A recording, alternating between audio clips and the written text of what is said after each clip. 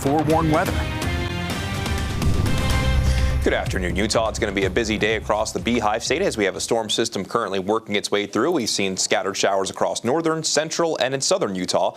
And as we move through the afternoon, that best chance of wet weather will slowly migrate into the central and then eventually the southern half of the state.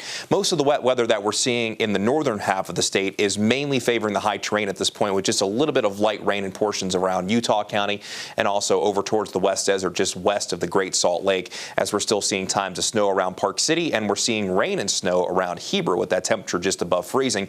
In central Utah, it's hard for the radar to see, but we do have a shower moving into Price. I'll actually show you that in just one moment. While we are tracking a few more showers developing near the I-15 corridor between St. George and Beaver, and we even have a few thunderstorms over in San Juan County. If you're in central and southern Utah today, do not be surprised if you hear a few rumbles of thunder. So let's go ahead and begin the futurecast. I'll start this at 1 o'clock this afternoon. The futurecast will show those showers slowly working their way down to the south through the middle of the afternoon. There will still be some wet weather potential in northern Utah through the daytime hours. But as we go from late this afternoon into this evening, that best chance of wet weather migrates into the southern portion of the state, mainly going to be valley rain and mountain snow. Then through the overnight hours into tomorrow, high pressure builds in from the west.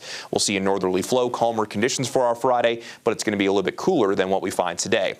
But given the dynamics of the system working in, as mentioned, in central and southern Utah, there is going to be the potential for a few rumbles of thunder. Through the rest of today, we still could see some additional accumulations. I think by the time all is said and done, a good chunk of our mountains will generally see between 1 to 4 inches, with locally seeing upwards of 8. And it looks like a few mountains are actually getting pretty close to that, while our valleys might not see anything or upwards of 2 inches. And we kind of saw that play out for the northern Wasatch Front earlier today, but it looks like the bulk of that has since come to an end. Here's the current view from Park City Mountain. You can actually see some snow off in the distance while it's not snowing at this particular camera view, as you have plenty of folks going up the mountain to try and enjoy some of that fresh snow. Looks like kind of around Park City Mountain and Deer Valley, we've seen anywhere from a few inches to around half a foot of snow at this point. Here's the current view from Price, and a shower was just working its way through. You can actually see some of the wet streets that we have out there with some of the clearing skies that we have off in the background. A really cool view from Castle Country on this early Thursday afternoon.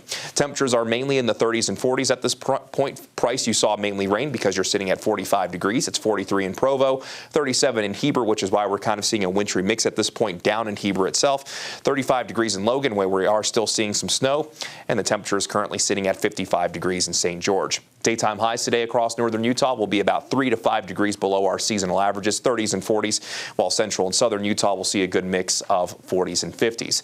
Along the Wasatch Front, we'll see a high of 47 in Ogden, 46 in Salt Lake. We'll get to 37 degrees in Park City, while Duchesne will see a daytime high of 46, and then it'll be turning pretty cold into tonight. In central Utah, more in the way of 40s and 50s here, with that chance for passing showers and a few thunderstorms, and that's going to carry over into the southern portion of the state, with St. George leading the way at 60. Let's go through the upper level futurecast and talk about what's happening. We have that storm system moving in from the northwest, and that's why that best chance will slowly migrate to the south as we go through today. Here's that high pressure that builds in for our Friday with that northerly flow. Temperatures will be a little bit cooler than today after a cold night tonight and tomorrow night. That high pressure quickly moves away to the east, allowing for a southerly flow for the weekend. Temperatures by Sunday will be above our seasonal averages.